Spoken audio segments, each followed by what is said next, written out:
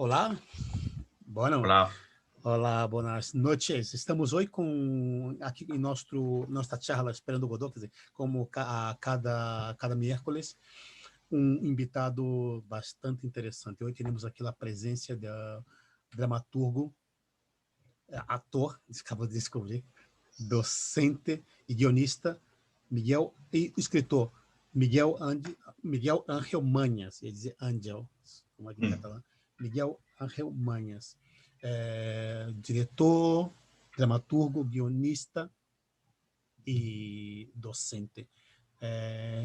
Miguel Ángel, boas noites. buenas noches y E muchas gracias por bem-vindo esta invitación.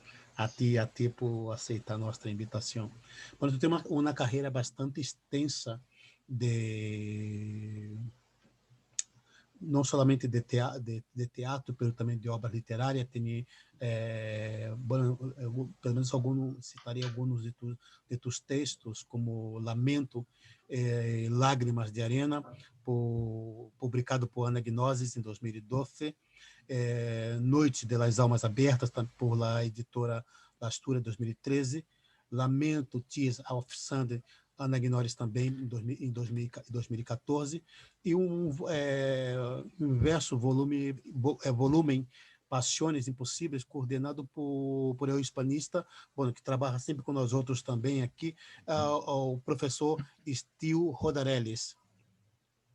É mais fácil escrever para teatro ou para o cine? Bueno, son lenguajes parecidos pero muy distintos, evidentemente por una cuestión de formatos y por una cuestión también de estrategias, ¿no? A mí me resulta más cómodo escribir para teatro que para cine, quizás porque más desde un principio estuve cultivándome en el mundo del teatro y es verdad que tuve una época, un poco lo que comentábamos antes de comenzar, bueno, pues tuve una época en donde quizás tuve más influencia por lo audiovisual. Me sigue gustando muchísimo el cine, veo muchísimo cine, pero es verdad que, bueno, pues conforme te vas formando y vas experimentando, pues a mí mis intereses creativos de alguna manera se han tirado más por la escritura propia para el teatro, ¿no? que para el cine. Y es verdad que, bueno, que tampoco me viene a la cabeza escribir ninguna historia para cine. Es verdad que, bueno, tienes ideas, tienes notas por ahí escritas y tal, pero estoy más centrado actualmente, ya llevo muchos años centrado en lo que sería la cuestión de la escritura para teatro, propiamente dicha. Aí comentávamos aqui na charla sobre a escritura, a dramaturgia para ator, diretor, a dramaturgia do dramaturgo. Primeiro, tu trabalho vem como ator, ou como diretor, ou como guionista? Qual é a ordem? Pues yo empecé como actor. Eh, yo empecé bueno, de hecho empecé como actor en una compañía de teatro infantil. Ostras, Tenía muy bueno eso. 16, sí, 16 años y me acuerdo que me tenían mis padres que firmar un consentimiento porque me marchaba afuera, ¿sabes? Como era menor de edad, me marchaba afuera pues a trabajar con esta compañía de teatro de la que aprendí muchísimo porque eran otros tiempos, todo hay que decirlo, y porque era todo muy manual, muy cercano. Y era muy interesante porque bueno, pues, se planteaban pequeñas obras en donde había mucha interacción con los niños y con las niñas. Nos atrevíamos con casi todo y fue una experiencia muy interesante a la hora de, bueno, pues de establecer ese contacto con el público infantil, en donde ya tuve una primera lección que era que los niños y las niñas eh, hay que considerarlos como tal, ¿no? Y no desmerecer su inteligencia y sus intereses, ¿no? Yo con esta compañía aprendí a trabajar desde ese punto de vista que siempre me ha parecido muy interesante y muy enriquecedor. Y luego ya de ahí empecé a dar un poco el salto, bueno, pues a gente que nos reuníamos, que teníamos la misma inquietud y nos empezamos a reunir en algún local, en algún espacio que nos dejaban y empezamos a ensayar pues alguna obra que muchas veces se quedaba en el trabajo de ensayos, no llegábamos más allá. Era por el mero hecho de disfrutar disfrutar de ese trabajo, ¿no? Y ya en un momento dado, casi sin comerlo ni beberlo, me vi por decirlo de alguna manera, en el ámbito profesional como actor. Pero es verdad que yo llegó un momento en que renuncié a ello porque nunca me he considerado buen actor. Es verdad que yo he trabajado, es verdad que hay compañías que han contado conmigo, incluso participaciones en algún corto que se ha hecho y tal, pero yo nunca me he considerado un buen actor. Yo, bueno, creo que es bueno conocerse sus carencias y no seguir castigando a los públicos potenciales. Y retirarse a tiempo siempre dicen que es una buena retirada, porque es verdad que yo, mis ojos, mis intereses ya estaban casi siempre también en el tema de cómo es escribir una historia, cómo es desarrollar un texto teatral y cómo se dirige, ¿no? Y siempre esos dos ámbitos siempre me fascinaron, ¿no? Entonces llegó un momento en que de alguna manera renuncié a seguir como actor o como intérprete, dejémoslo ahí, para precisamente especializarme, estudiar, profundizar en el mundo de la dramaturgia y de la dirección. Esta experiência com o teatro infantil foi algo, podemos dizer, foi determinante para tu carreira em teatro e ao ¿Como cine? actor te refieres? Sim, esta experiência como ator. Hombre, la verdad es que yo creo que nada sobra, ¿no? Y que todo se puede complementar, ¿no? Yo creo que el teatro como disciplina es quizás una de las disciplinas que más aspectos tiene a considerar, ¿no? De una forma transversal. Sí, claro, es una manera de conocimiento, es una manera de aproximación. Y yo ya escribía mis pequeñas cosas, escribía mis pequeñas historias. Y es verdad que siempre veía cómo llevar o sugerir esa traslación escénica de lo que yo estaba escribiendo pues a los actores y a las actrices. Pero es verdad que luego uno se pone a estudiar, hace su carrera de su licenciatura, hace su máster y a veces yo incluso he llegado a echar de menos esa frescura, ¿no? Entendiendo como que a más conocimiento más aumentan tus dudas, tus pesares, etc. Pero es verdad que aquella época yo la recuerdo con mucho cariño, era todo muy fresco, era muy intuitivo. Es verdad que algunas cosas, pues bueno, yo casi todo me lo guardo y de aquellos años he releído algunas veces y son cosas horrorosas. Ya no por temática y tal, pero sí que es verdad que a los 18 años ya me enrollé me lié la manta a la cabeza, como solemos decir aquí. Y una compañía de teatro de aquí de Zaragoza. Empecé a trabajar con ellos como actor, pero tenía un texto y se lo propuse y estuvimos haciendo muchos bolos con ese texto y yo creo que fue mi primera producción, por decirlo de alguna manera, de ámbito profesional con 18 años. Y la verdad es que la experiencia fue muy, muy gratificante. Está pensando aqui, tem texto tuyo que é inverso, volume Paixões Impossíveis, que tem como coordenador Steel Rodarelles. Como se dá,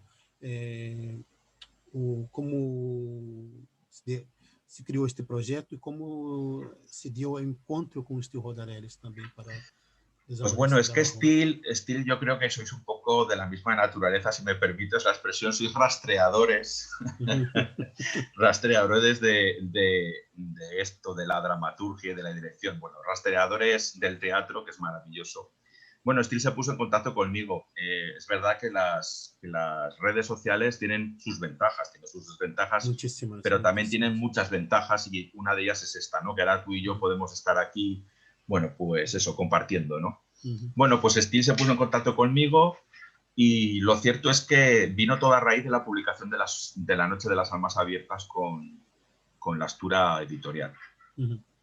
Bueno, pues a partir de ahí se estableció como una relación bastante fructífera y él me pidió, bueno, pues me pidió el texto, ha llegado incluso también a dirigir y a publicar en griego otro texto que se titula Flock, que además está recién publicado por Zoográfico Ediciones, está recién salido del horno.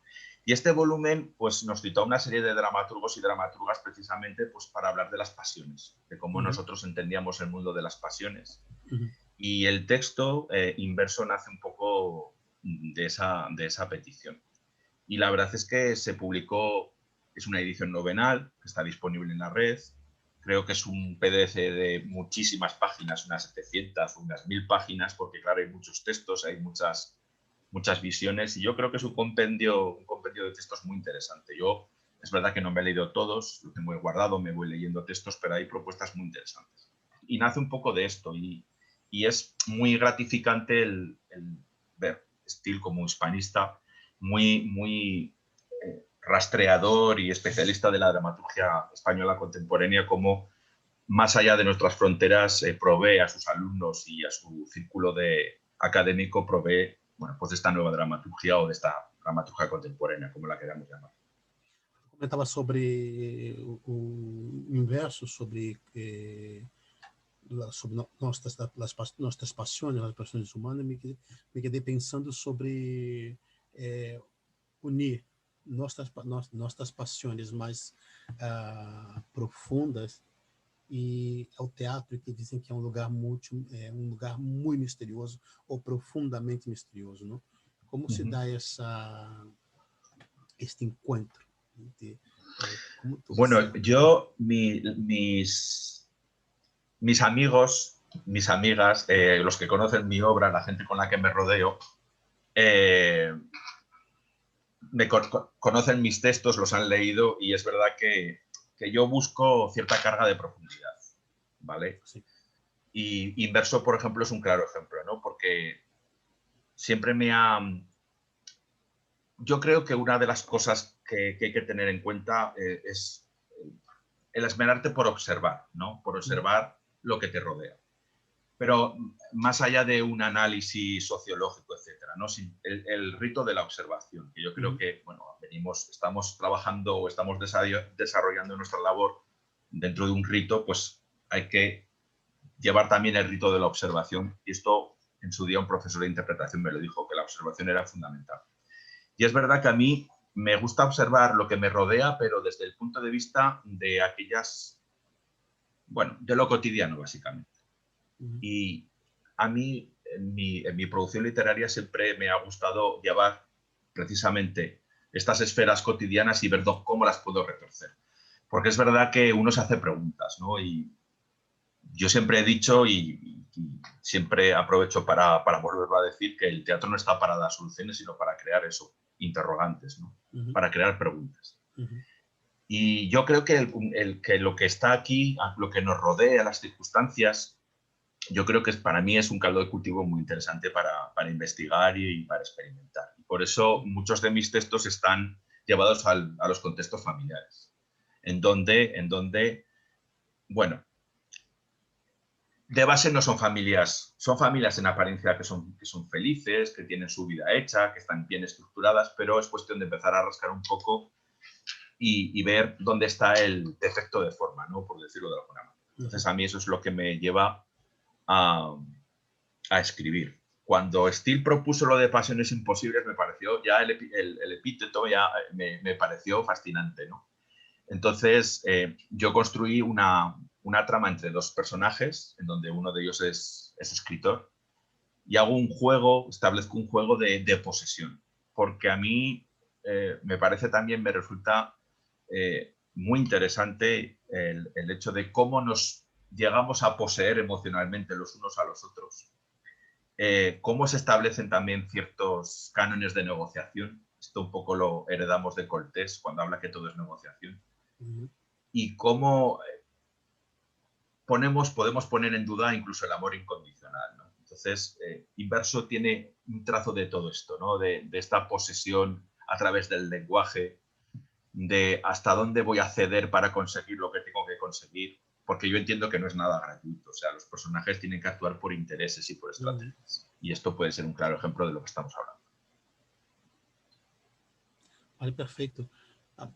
Bueno, aproveite o que tu está colocando, para ser uma pergunta que talvez queria que durante muitos anos com a experiência teatral, creio que seguimos, não, com esta pergunta na cabeça. Se pode falar de um teatro de risco ou se trata de um risco de hacer teatro? Oh my God. Pues hombre, Estava falando de coisa tão hacer teatro, complicada. a ver, yo es que cuando hablamos de la crisis del teatro, etcétera, yo creo que el teatro tiene el público que tiene. Uhum. Y es cierto que, por ejemplo, en otros países el teatro como tal está quizás más, ya no digo mejor considerado, sino que tiene otro tipo de repercusión Uhum. socialmente hablando.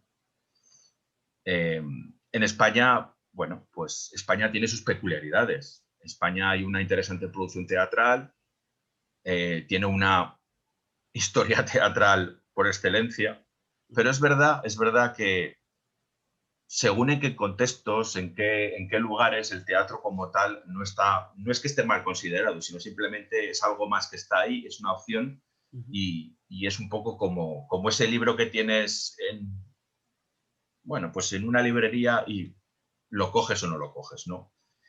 Entonces, ¿hacer teatro es un riesgo? Claro que claro que es un riesgo, es una profesión de riesgo tanto en cuanto no todo el mundo puede vivir dignamente de su profesión, ¿no? Uhum.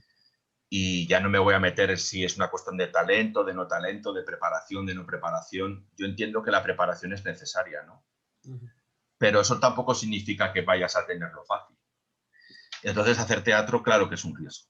Y el riesgo en el teatro, pues también va un poco en función de si no queremos correr riesgos haciendo teatro. Es decir, si yo hago un teatro de riesgo, si tengo claro a qué público me voy a dirigir, yo creo que por estrategia tienes que saber si ese público está ahí. O sea, no es lanzar la piedra al río a ver qué pasa, sino asegurarme de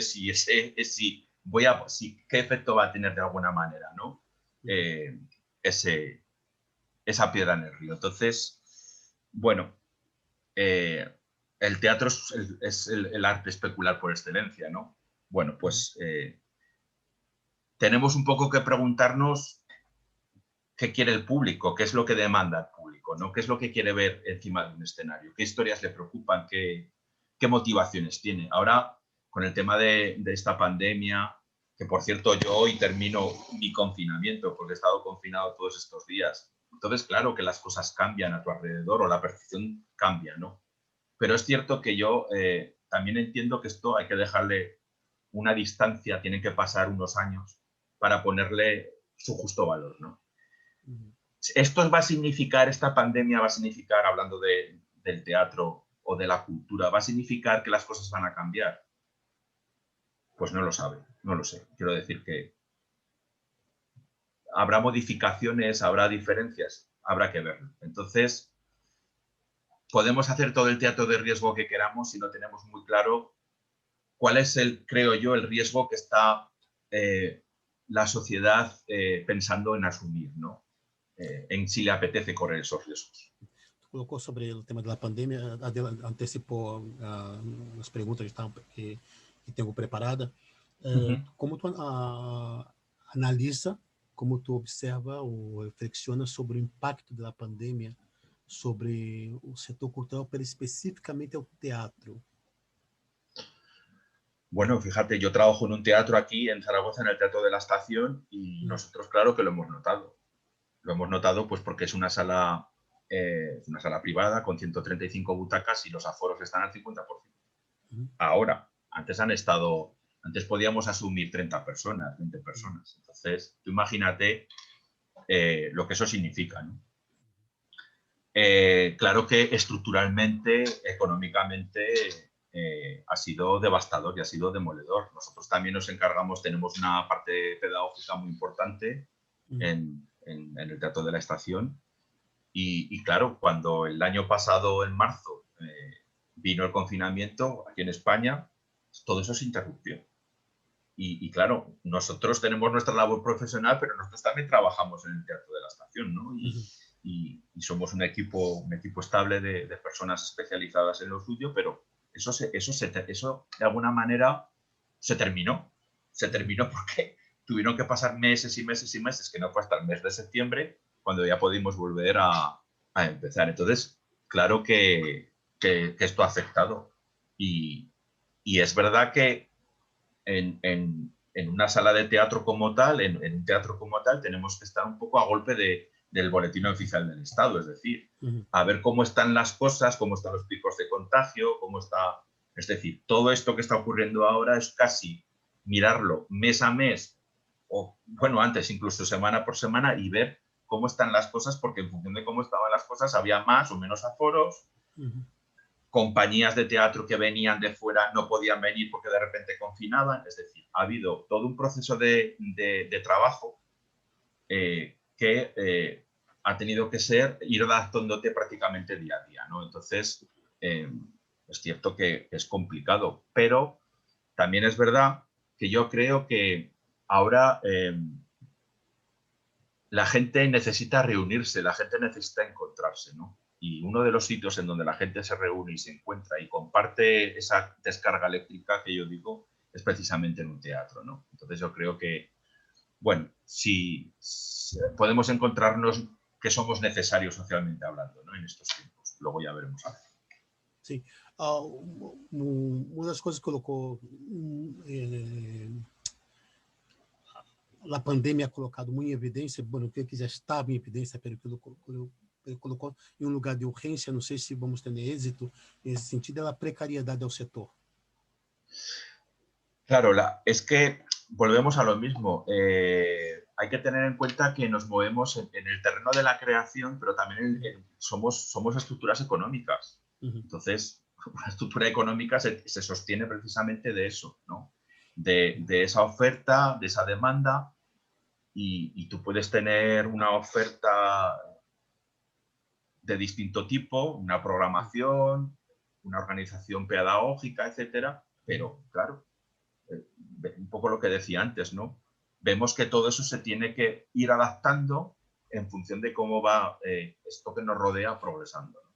Entonces, claro que ha existido una precarización. También te digo que la precarización en las artes escénicas, o sea, en el teatro concretamente, va pegada, ¿no? Es algo que casi es como otro virus más, se me permite la expresión, ¿no? Entonces, esto ha precarizado muchísimo más en algunos ámbitos, porque está claro que si algo estaba mal, esto lo ha acabado ya de destrozar, ¿no?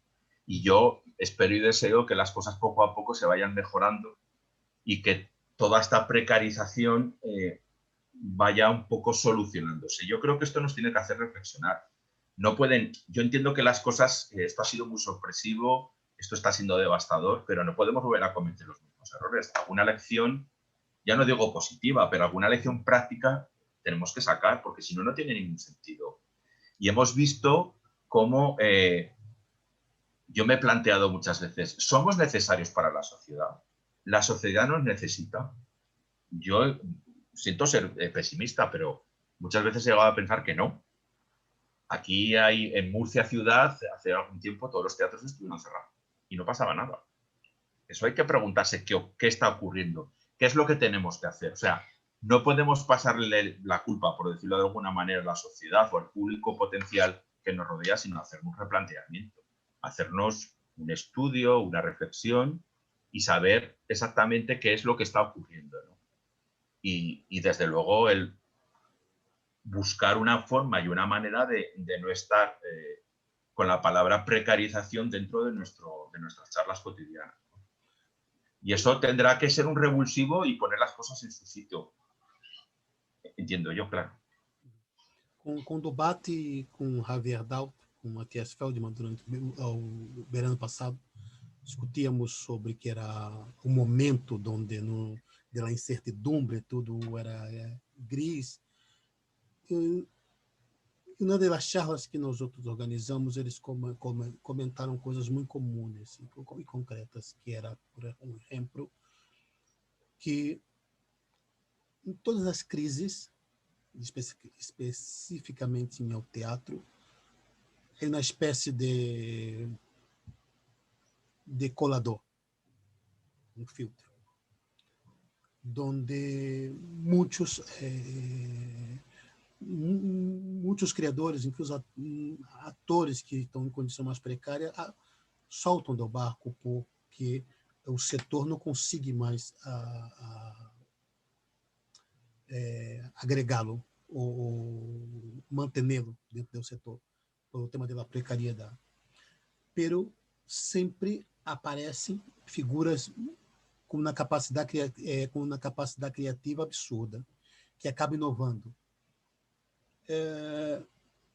Pergunto, coloco esta explicação porque discutimos, creio que já há algumas décadas, que o teatro exige uma renovação, novas ideias, novas propostas. O teatro quedou um pouco... creio que quando estamos numa situação muito cômoda, burguesa, parece que caímos de alguma maneira na inércia criativa, não? E a pandemia, de alguma maneira, creio que de alguma maneira ha provocado que os criadores empezassem a mover-se, ¿no? A ver, es que son muchas cosas. Yo, desde mi punto de vista y desde mi trabajo, podemos un poco volver a tomar el referente del riesgo en el teatro o hacer el teatro es un riesgo. Uh-huh. A ver, yo no sé si es que es necesario pasar por una pandemia o pasar para si es necesario pasar por una gran catástrofe para que esto se empiece a renovar, ¿vale? Sí. Es curioso porque cuando yo consulto alguna convocatoria literaria, se valorarán los nuevos lenguajes escénicos. Yo me pregunto, ¿eso qué es? ¿Qué son los nuevos lenguajes escénicos? O los nuevos puntos de vista. ¿Qué son los nuevos puntos de vista? Menores de 40 años. Menores de 35 menos de 40 años. Yo vamos, ya me paso por unos claro. cuantos, sí. Vamos Yo eso claro. No entiendo qué significa, ¿vale? Aqui em Catalunha as convocatórias já estão para menores de 35 años, teatro joven. Bueno, yo no entiendo exactamente a qué se refieren, porque es una petición como es muy grande, pero muy laxa a la vez, ¿no? Uh-huh. Entonces, ¿es necesario renovarse? Claro que es necesario renovarse, pero lo que tenemos que preguntarnos es lo que yo decía antes, ¿qué es lo que está demandando el público? Yo he tenido la sensación a veces, según viendo qué espectáculos, que si la gente se levantara de la sala, es que ni se enterarían. Es que no pasaría nada. Porque yo creo que no se está trabajando realmente desde el punto de vista del espectador. No tengo que trabajar, es decir, hay un maestro para mí, un referente, Mariano Anós, que es dramaturgo y también actor, que él decía, creo recordar exactamente, que él decía que no se tiene que preocupar él como actor de sus emociones, sino de las emociones del espectador, y es verdad. Es decir, necesitamos saber qué es lo que está demandando el público. ¿Le interesamos a la sociedad? Tenemos que entretener, por supuesto, ya no hablo de banalidades, etcétera, pero tenemos que entretener, hagáis lo que hagáis, no aburráis. Creo que esto lo decía Brecht, no sé si lo estoy citando bien, pero en cualquier caso, yo creo que no es necesario pasar por un gran cataclismo para que nos empecemos a plantear. Luego, evidentemente, institucionalmente, ¿qué es lo que espera el teatro? O sea, ¿qué es lo que espera las instituciones públicas de nosotros como creadores? ¿Qué es lo que espera? Porque, claro, mandar una convocatoria literaria o mandar para que participes en un certamen, pero exactamente qué es lo que quieres, cuáles son tus intereses, cuáles son tus propósitos. Mira, ahora no voy a mencionar ni qué montaje es ni qué actrices están, no lo voy a mencionar porque creo que no es necesario. Yo escribí un texto hace unos años que era sobre una mujer prostituida. Ese texto, a mí me consta que se le ofreció a actrices a nivel nacional y todas renunciaron porque decían que era un texto que era demasiado, que era sobreexponerse, que era esto, que era aquello, que era muy duro, etcétera, etcétera. Gente, bueno, hay actrices que me dieron sus razones y yo las entendí completamente, ¿no? Pero ahora resulta que se hace un montaje que habla sobre el mismo tema y es como el descubrimiento de América. Vamos a ver, ¿no? Quiero decir, para empezar, las periferias existimos, más allá de Madrid y de Barcelona. Entonces, ¿qué ocurre? Que la imagen tanto interior como exterior del teatro da la sensación que solamente lo que ocurre en Madrid y en Barcelona y que todo se mueve bajo esos filtros. Y no es verdad. Las periferias existen y hay, ya no digo gente preparada e interesante, es que existen otros tipos de puntos de vista que incluso en algunos casos puede llegar a ser más objetivo, fíjate lo que te digo, por el ámbito social en el que está movido, incluso por los intereses culturales por los que se mueve, y que puede dar un reflejo mucho más fiel de lo que está pasando actualmente, ¿no? Digo, en España y en los temas que nos rodean. Pero si es necesario esperar a que ocurran grandes cataclismos para replantearnos todo esto, lo tenemos muy mal, porque yo creo que nos estamos haciendo un flaco favor, ¿no? Tanto a nosotros mismos como a la sociedad a la que nos debemos de alguna manera. Si nosotros existimos es porque alguien hay que le interesa estar sentado y viendo y escuchando y participando y preguntando y debatiendo. Si no existe ese público, nosotros no tenemos nada que hacer, ¿vale? Eso es un poco la reflexión también que yo creo que nos tenemos que plantear. Sim, aí penso também que coloco um debate que é interessante, porque dependendo da escola, aí eu tenho professores de dramaturgia e direção teatral que diziam que siga um pouco esta linha, não? Que escrevo para mim, não? E esta obra se comunica tudo. Antes colocava o exemplo do espectador sobre o teatro, não? Que é um pouco parecido com uma reflexão de Flávio Desgranges, que é um diretor, um ensaísta, professor da universidade, que ele diz que o teatro é como um quadro em uma sala de uma galeria, de um museu. Tem pessoas que passam completamente e outras param para observar. Teatro porque é uma obra de arte, teatro é arte, não? Eu também tenho essa reflexão de que o gosto do público talvez eu ponga um ator soltando do big jump do teatro e se masturbando, e esse público chamado familiar pode sair completamente escandalizado, este público. Porque talvez minha maneira de comunicar, ou a maneira de um diretor se comunicar, é com um ator caindo do teatro se masturbando. Não? Porque eu creio que vivemos uma crise institucional e o teatro está dentro das instituições do teatro.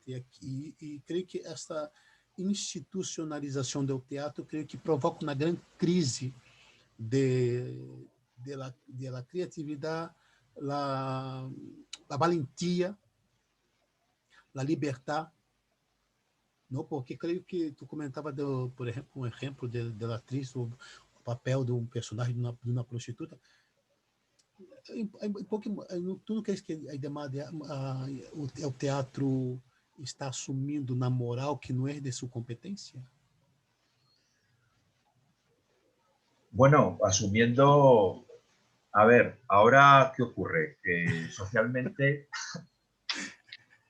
yo entiendo, a ver, Seríamos esperando Godot para preguntas provocativas y absurdas. Sí, es un esperando a Godot total, sí. No sé si sacar la cuerda ya o esperar luego. Esta es fácil. A ver, yo creo que ¿cómo decirlo? Ahora necesitamos definirnos, ¿no? Definirnos con un adjetivo. Pertenecemos a una manera de ser, a una manera de pensar. Esto daría para otro debate, ¿no? Quizás esa necesidad de definirse con una palabra también de alguna forma nos aparta nos estandariza, nos complementa demasiado, ¿no? Nos desvincula de otros tipos de pensamiento y otros tipos de movimiento. Porque ahora da la sensación de que hay que tener la razón siempre, ¿vale? Y las razones no se dan porque sí, se dan precisamente cuando el discurso que se ofrece pues está eso razonado y está compensado y está ponderado, etcétera, ¿no? Para que todos podamos entenderlo y podamos opinar. No se trata siquiera de compartir, pero sí de poder opinar, de poderlo entender, de poderlo respetar de alguna manera. Claro, esto nos lleva a que ahora nos espantamos. Es verdad que hemos evolucionado socialmente y el humor, este humor o esta mala leche de los años 80 y de los años 90, después de esta dictadura de 40 años, ya no tiene nada que ver con el humor de ahora, porque mucho de ese humor, bueno, mucho, un sector de ese humor y de esa mala leche ahora está, digamos, socialmente reprochada porque, claro, evidentemente había pues eso, estructuras sociales que se veían siendo víctima de la mofa y de la befa, ¿no? Entonces, en eso hemos evolucionado y eso se llama educación. Pero yo también entiendo que el teatro tiene que precisamente, y lo acabo de decir, no lo hemos dicho antes, es precisamente un sitio para crear preguntas, no para dar soluciones, no para adoctrinar. Entonces, todas las propuestas para mí todas las propuestas son bien recibidas si están justificadas, si hay un porqué, si hay no te digo que me lo expliques todo, pero si hay una razón bien explicada, para mí cualquier propuesta puede estar bien. Evidentemente, la autocensura existe. Fíjate, es curioso que ahora en tiempos de no censura nos autocensuramos. ¿Por qué? Pues porque a mí personalmente, con según qué colectivos, muchas veces me cuesta hablar porque no sé cómo dirigir. Porque temo herir sensibilidades, cuando en mi ánimo no está ofender a nadie. Y esto me lleva también a pensar, ¿cómo voy a tratar este tema para que según qué estadios, según qué colectivos no se sientan ofendidos? No tengamos... Entonces, yo es que creo que es algo que se retroalimenta, ¿no? Uno mismo se autocensura, no se atreve a poner en valor o en cuestión realmente no el tema en sí, sino cómo vas a contar ese tema. Yo la experiencia más palpable es lo que te digo, con este monólogo de esta mujer prostituida, en donde se me llegó a decir que sobreexponía el cuerpo de la mujer, o sea, que sobreexponía a la mujer como tal. Como, vamos a ver, es una mujer prostituida. Entonces, a mí eso me hizo reflexionar, que si hay esta moralidad, que yo tampoco sé exactamente cómo definirla, es porque socialmente estamos siendo obligados de alguna manera a responder y los que no queremos posicionarnos en ese aspecto lo tenemos más complicado. Y vamos, yo lo tengo súper claro. Este texto se hizo, Tu palabra hagas en mí, se hizo porque encontramos a una actriz muy valiente de aquí de Zaragoza, que además se ajustaba al patrón físico que yo tenía en la cabeza desde el principio. Y fue una experiencia enriquecedora trabajar con alguien que no tenía este prejuicio, sino que ella encarnaba un personaje con unas circunstancias y con una serie de cuestiones y ya está, y no se planteaba nada más. Pero claro, si eso significa que yo como actriz soy reconocida, tengo una larga trayectoria, pero eso es porque ya tengo mi público y no voy a hacer esto porque me salgo del canon de mi público, pues no deja de ser autocensura, no deja de ser instituir algo que tiene que ver con esa moralidad que a lo mejor nadie te ha pedido. Entonces, yo creo que va por ahí el juego. Pero aquí está uma questão que é deixar-se entrar a autocensura, não? Comentava sobre os coletivos, por exemplo, o teatro, aí com a grande dramaturga Maria Adelaida Palacios, que é trabalhado com Santos Sinisterra, que é uma figura jovem e tem um trabalho brutal. Comentávamos que uma das curiosidades do teatro é que o teatro... Eu venho de uma trajetória de teatro, onde meus professores viveram na ditadura, foram torturados, amigos mortos, minha família também. Esse teatro onde da vida boêmia, esse teatro de la total liberdade, onde as prostitutas passavam, entravam em ao teatro porque tem um bar e tomavam uma cerveja com os atores, havia político, havia periodista, também estavam os chapeiros fazendo seu trabalho em outro lado, e todos conviviam com total normalidade. Pelo teatro, de toda maneira, essas pessoas, esses coletivos, eles estavam ao margem. Estavam ao margem, estes coletivos.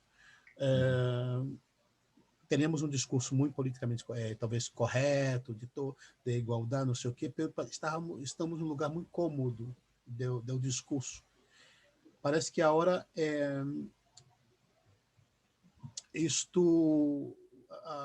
esta avalanche ha tocado nossas portas, não? Descobrimos que nós outros não somos tão liberais, que não somos tão abertos, que não somos tão conscientes, porque haveria mais dramaturgas, haveria mais diretoras, haveria mais mulheres gestionando teatro. Haveria atrizes ou diretores e dramaturgos trans, e nós outros não estamos sabendo como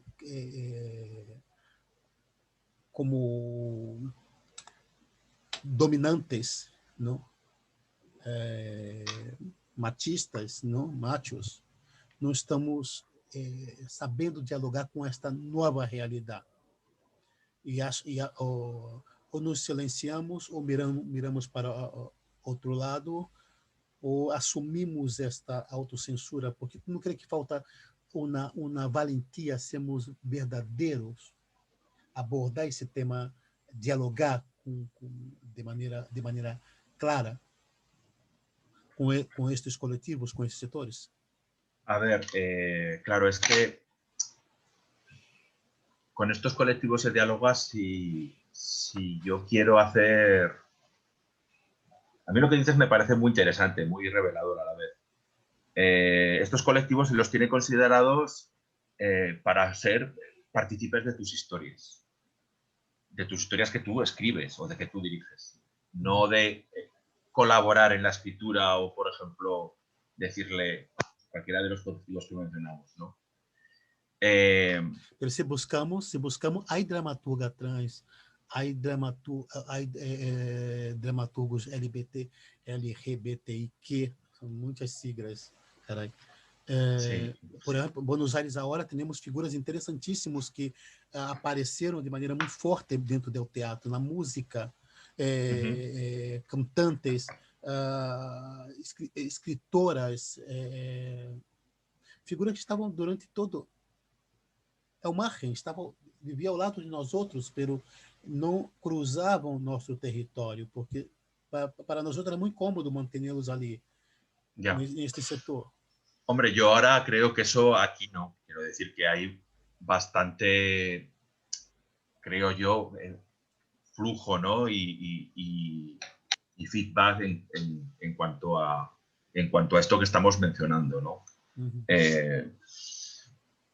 Lo que pasa que, claro, el tema de las oportunidades o no oportunidades, yo creo que es algo mucho más grande, ¿no? A tener en cuenta. Pero es verdad que no hacemos partícipes, o porque son colectivos que también, por miedo a visibilizarse, y digo individualmente, también tiene cierto miedo o cierta reserva.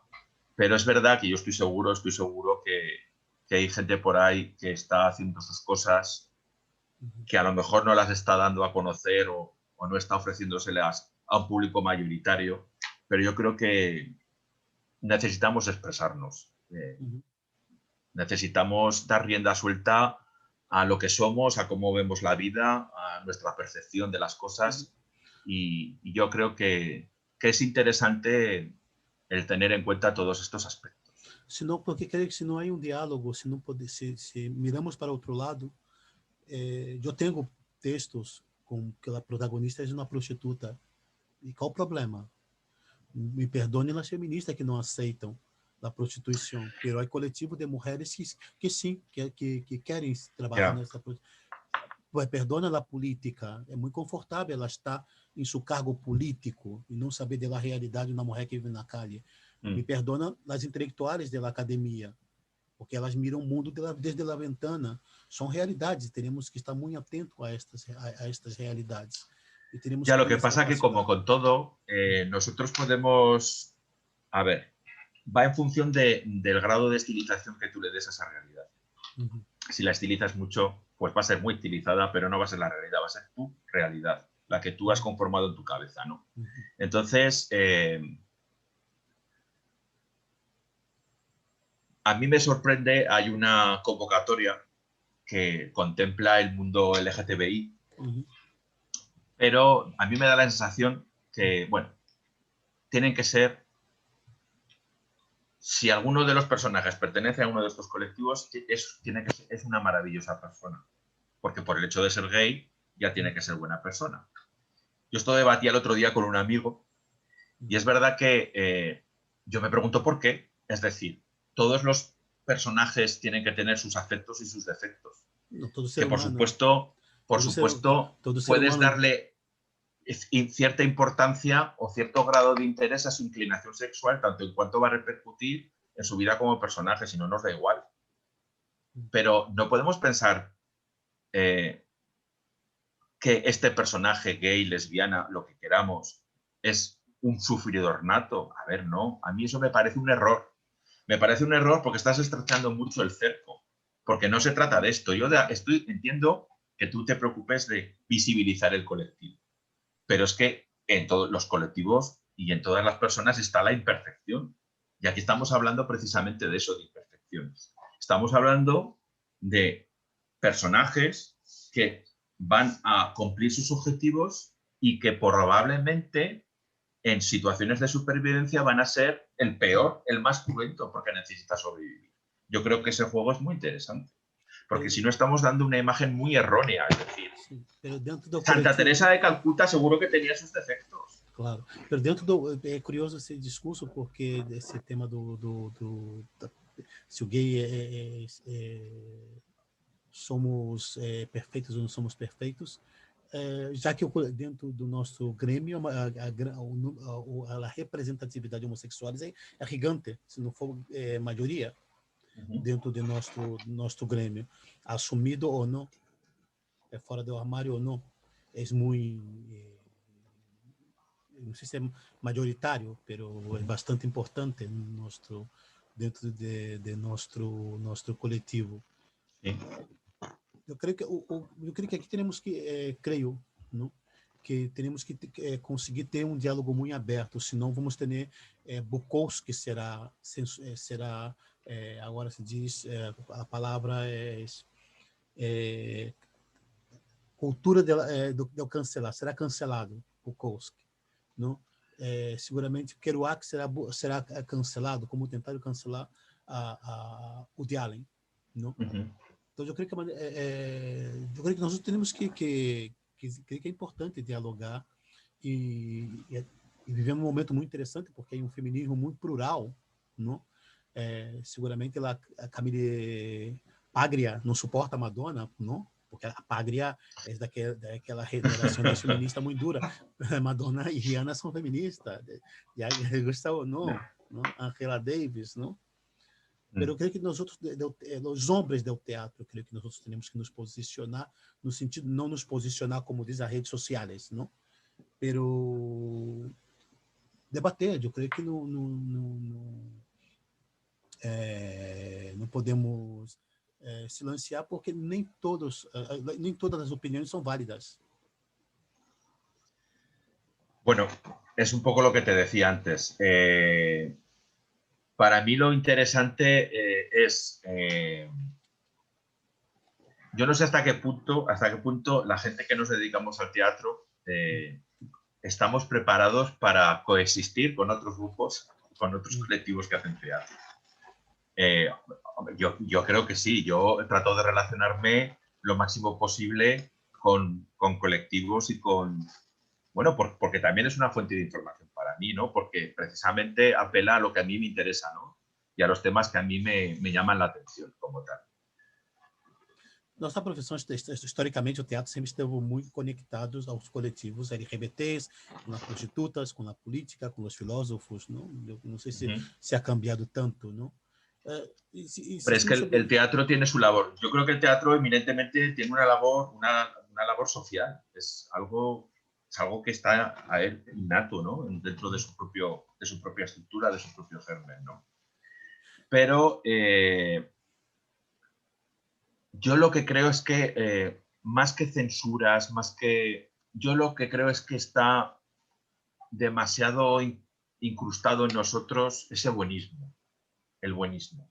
Un poco estos referentes que utilizábamos antes, ¿no? De los colectivos, que institucionalmente o asociativamente se piensan que tiene que haber un buenismo per se y ese buenismo no es tal. Quiero decir que una manera de precisamente de acercar a un colectivo o acercar un tema es, por supuesto, enseñar su lucha, enseñar o mostrar su recorrido, pero es verdad que también hay sombras. ¿Y por qué no vamos a admitir estas sombras? Van a desmerecer, por haber estas sombras, yo entiendo que, claro, hay que visibilizarlos y que estas sombras, pues a ultranza no pueden existir porque es hacerles un flaco favor, pero yo creo que debe haber una proporción también de esto. Me parece interesante, dramática y dramatúrgicamente hablando, ¿no? El presentar esas sombras, el presentar sus propios conflictos, el cómo interactúa, el darle sus razones para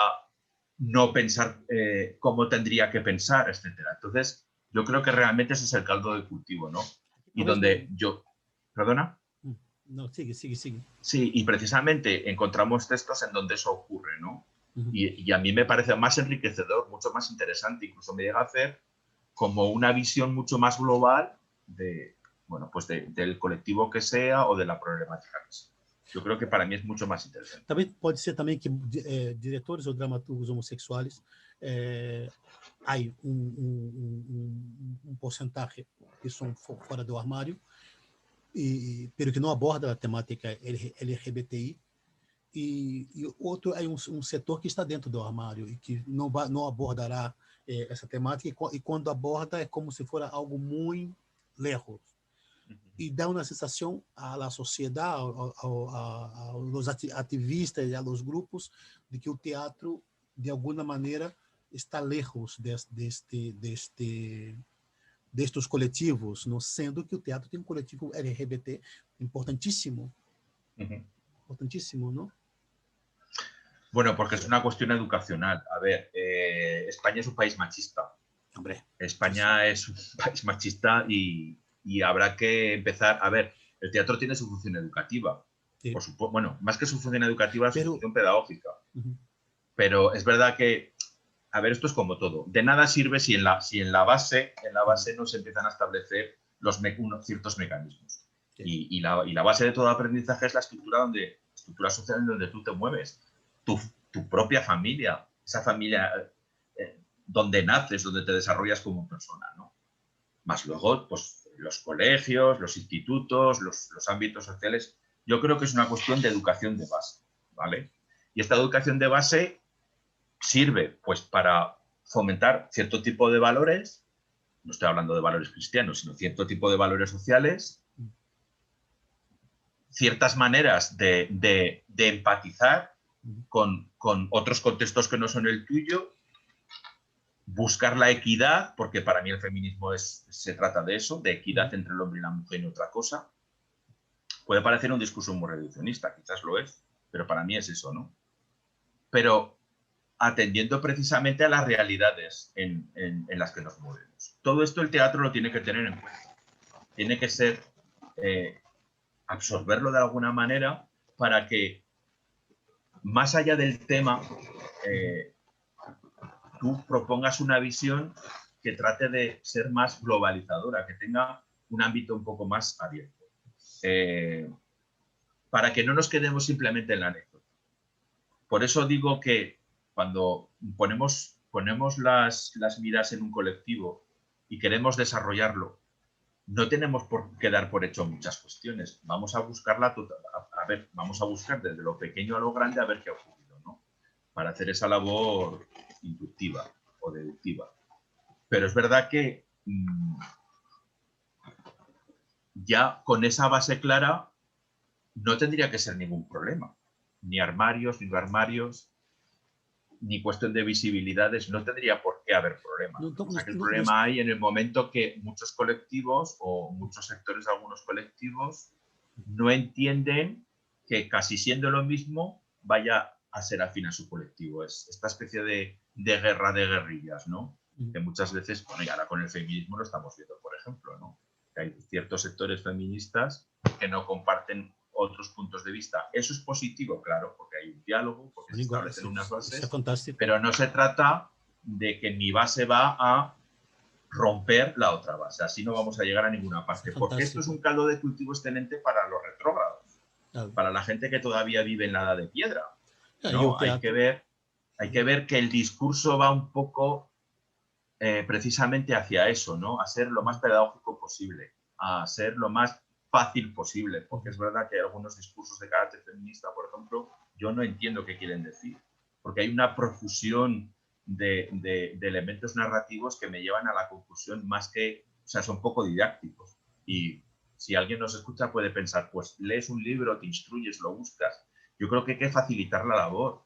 Vamos a ver, si tú quieres que yo entienda lo que es el feminismo y cuál es la pretensión del feminismo, me lo tendrás que explicar lo más pedagógico posible, porque si no me voy a distanciar. Para mí, yo creo que como estrategia es muy interesante, ¿no? Tenerla. Pero feminismo são muitas coisas, né? Eu creio que o fato de reconhecer que o teatro tem uma deuda histórica com as mulheres, porque se pensamos, por exemplo, nas mulheres como de la generação de la Núria Esper, por exemplo, essas mulheres, además de terem sofrido machismo dentro dessa instituição, quer dizer, o teatro, enfrentaram o escárnio social da generação. Essa generação, ser atriz era como ser prostituta para essa generação. Então, eu creio que o teatro falta essa empatia de reconhecer que ainda deu daí muitas dramaturgas. Em que carteleiras estão todas essas dramaturgas, todas essas diretoras?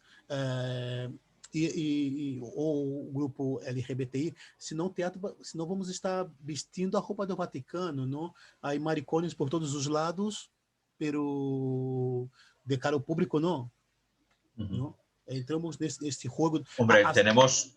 vamos folhar, pero folhamos com homens na intimidade, ¿no? Tenemos que hacer un auténtico... Pero yo creo que el esfuerzo no es tanto en cuanto porque te dediques al mundo del teatro, sino porque tú como persona tienes que tratar de darle el valor y tienes que tratar de dar, bueno, pues de alguna manera... Es que si digo apoyar voy a parecer muy paternalista encima, no te creas. Pero es verdad que yo en el ámbito en el que me muevo y con la gente con la que me muevo he tenido la suerte de conocer a grandes profesionales, sí, pero a grandes personas también. Y yo para mí esa es la verdadera valoración que hago, ¿no? En donde existe un apoyo y en donde existe un feedback muy interesante, en donde se abre el círculo lo máximo posible, en donde la presencia de la mujer como persona profesional y como persona con su calidad humana está presente, porque yo creo que es mucho más sencillo, es verdad. Yo creo que de verdad que es mucho más sencillo, que sí. todo es ponerse. Vou complicar um pouco mais tu situação. Hablamos sobre o tema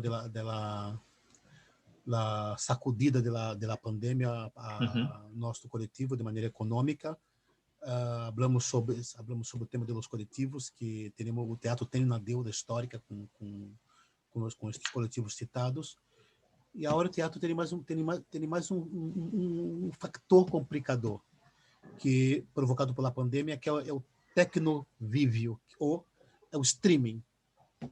Como tu vem observando esse fenômeno do streaming?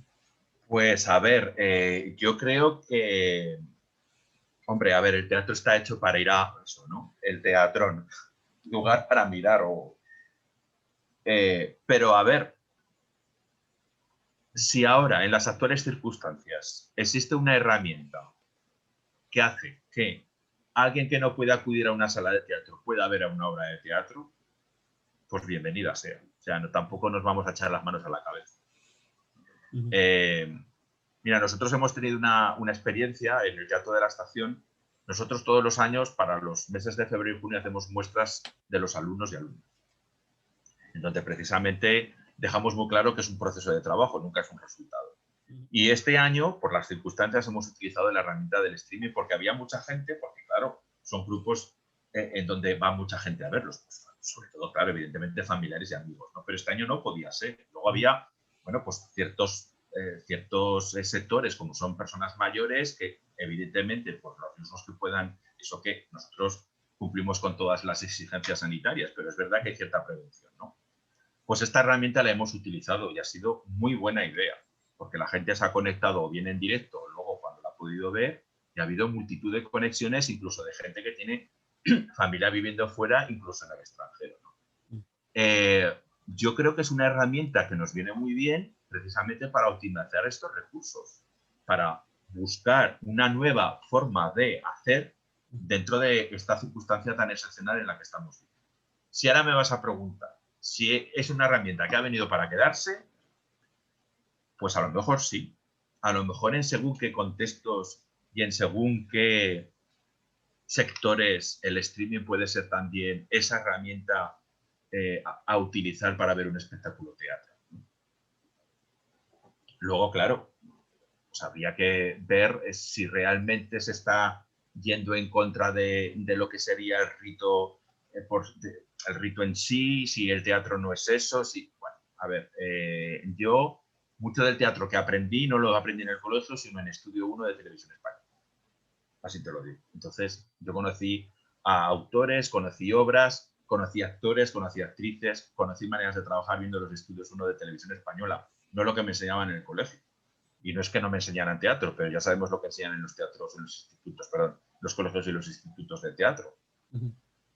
No mucho, bueno, no mucho, sí, claro, Siglo de Oro, Lorca, etcétera, lo de siempre. Pero llega un momento que eso se corta, es decir, la literatura contemporánea no existe como tal, ¿vale? Se queda en Lorca y un poquito más, en Buero Vallejo quizá. Pero si esto sirve, esta herramienta sirve para dar a conocer estos nuevos lenguajes escénicos o no, o los lenguajes escénicos de siempre, pero y sirve para potenciar y para dar más difusión a una propuesta, yo no la veo mal. Yo la verdad es que la veo bien. Seguramente os festivais será uma maravilha, porque não necessitarão pedir as obras estarão em YouTube, já estarão em Claro, streaming. claro. O diretor Andrés de Lima, justo ano passado, durante a pandemia, eu não sei se foi um mês foi verano, alguma coisa assim, uma entrevista em El País, comentava que possivelmente, ou talvez o teatro tendria que volver a ocupar os espaços públicos, la calle, os parques e outras coisas assim. Outras vozes também de outro lado do charco, de Argentina, comentavam que seguramente o formato streaming exigia que o teatro cambiara a sua estrutura, porque o teatro gravado desde a la italiana, o grego, é muito cansativo, arrastra muitíssimo. Mas quando leva esta escenificação para um espaço não convencional, funciona muitíssimo. E um dos exemplos que utilizamos foi a película com a Nicole Kidman, Dogville. Exata, que é um teatro. Não? Agora mesmo, a Maria Adelaida comentava no espetáculo que foi ver, que passava num teatro arriba, onde os atores gravavam dentro da cena com telefone móvel, não gravava completamente nada convencional, o público aí, os atores teriam um aparato, e dentro de um centro comercial, e as pessoas que estavam comprando em um centro comercial podiam ver a obra em direto, porque passava nas paredes do teatro a obra. São propostas muito interessantes, não? Tu crees que isso com o streaming, o teatro necessitará rever suas estruturas também? Hombre, necesita su tiempo, claro. necesitará su tiempo, necesitará también pues, ver cuál va a ser eh, las posibilidades que ofrece, ¿no? Sí que es cierto que si estamos hablando de un montaje clásico a la italiana, o de carácter frontal, como queramos llamarlo, pues eso puede darle cierto encorsetamiento o no, no lo sé. No sé también si habrá que pensar en ir más allá, por ejemplo, con los conceptos de las puestas en escena. Si se ofrecen por streaming, ¿cómo vamos a implementar escenográficamente los elementos? Si la iluminación, esa dramaturgia de la luz, va a tener otro tipo de consideración porque se va a retransmitir a través de una cámara y hay que tenerlo en cuenta. Bueno, pues lo que decíamos antes, ¿no? Es cuestión de tiempo de ver cómo esta herramienta puede funcionar. Pero a mí la verdad es que a mayores me parece muy interesante, pero como elemento de difusión, como elemento para dar a conocer, que luego ya puede existir, hablando en términos económicos, el existir la posibilidad de que hay un abono, importantes grabaciones o por tantas visualizaciones pagas, etcétera, etcétera, lo que sea, ¿no? Bueno, yo creo que es una posibilidad más a tener en cuenta y que desde luego puede incluso luego, bueno, pues con todos estas propuestas que comentabas, el que a través de este streaming vamos a aprovechar la herramienta del streaming para hacer una puesta en escena que nos viene perfecta para nuestros intereses, ¿no? Para lo que queremos contar. Yo desde luego, a mí me parece interesante. Me parece interesante y desde luego es algo, es decir, es una manera más de llegar a más público. Ah, está manejando alguna coisa agora? Algum espetáculo? Como está a programação do Teatro da Estação? Tu está dirigindo Pues algum estamos programa? programando bueno, con buena aceptación. El Teatro de la Estación es una sala de teatro independiente que lleva abierta desde el año 96, siglo pasado. Y bueno, pues cumple sus 25 años concretamente este año y la verdad es que tenemos una programación muy diversa. Pues tenemos también nuestro teatro de carácter clásico, pero tenemos mucho teatro de carácter contemporáneo, tenemos también bastante inclinación por la danza contemporánea. Luego es un teatro, fíjate que es muy abierto. Cuando ya desde sus inicios era un lugar, yo más que una sala de teatro lo llamo un lugar teatral. Es como una suerte de centro dramático a la francesa, tanto en cuanto no solamente se preocupa de la exhibición y luego de la producción de la compañía residente, que es Tranvía Teatro, sino que es un espacio abierto para la ciudad y para los ciudadanos, ¿no? Donde se pueden hacer encuentros, en donde hay bastante movimiento cultural, pues desde encuentros con dramaturgas y dramaturgos del colectivo del texto, donde está Raúl Hernández O Garrido, Hernando, Íñigo Betud, Albertola. etcétera, exactamente. Pero luego hay presentaciones de libros, hay jornadas de poesía, hay presencia de música en directo, es decir, hay una gran oferta bastante rica tanto en cuanto en estilos y en contenido. Y luego, porque el Teatro de la Estación, desde un principio es lo que te comentaba, ¿no? Es un lugar que está ahí. Además, no está en el centro de la ciudad, está en un barrio que era un antiguo muelle de carga y descarga de camiones que iban y venían de Madrid. Y se reconvirtió en un teatro y la verdad es que como espacio es muy interesante porque tiene otro tipo de esencia, ¿no? Tiene otro tipo de bueno, pues de cercanía incluso con la gente que trabajamos ahí. Sim, nós outros quase levamos um espetáculo aí por la rede, pero acabamos, porque tinha que elegir a cidade, acabamos indo, a sala acabou nos enviando a Valência. Ajá. Bueno, pues la Acabou, próxima vez a Zaragoza y nos o conocemos caso que fomos. personalmente. Vamos um pouco liado. Tu está dirigindo alguma obra ou não? No, yo ahora llevo tiempo, fíjate, la última vez que dirigí fue hace creo que 5 años. Carai, Pues porque no encuentro, a ver, tengo ganas de dirigir, es verdad que tengo ganas de dirigir, pero tengo que encontrar el momento, ¿vale? Porque tampoco me gusta dirigir por dirigir. Está escrevendo?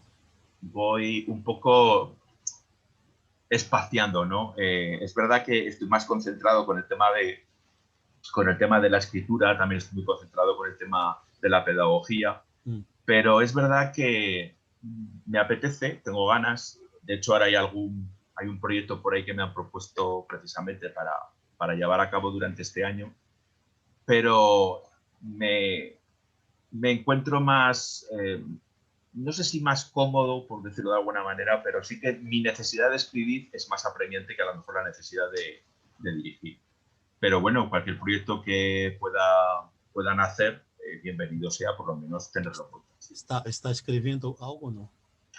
Pues acabo de terminar un texto que llevaba ya unos cuantos años ahí dormitando. Iba a ¿Puede dar decir un en el spoiler? cajón, Un sí, spoiler. sí, iba a decir en el cajón, pero eso es muy poético, pero no es verdad, porque estaba en este ordenador por el que te hablo. Hay un archivo metido en el Dropbox.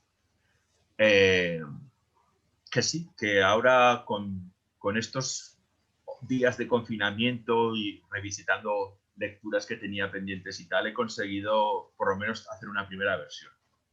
Y bueno, mágica la cosa, no sé qué acabaré haciendo con ella, si haremos alguna lectura o se quedará durmiendo en este cajón virtual otro tiempo. No sé. Pero complicaria um pouco mais. Imagínate que agora mesmo te encontras com um extraterrestre. O que ele explicaria sobre o ano de 2020 ou todos esses meses de pandemia? Pues, ¿qué le explicaría? Pues le explicaría que, bueno, fíjate que iba a hacer un chiste que le contaría de todo menos la receta de las croquetas de mi madre, porque no sé a qué se las va a llevar a su planeta. Sí.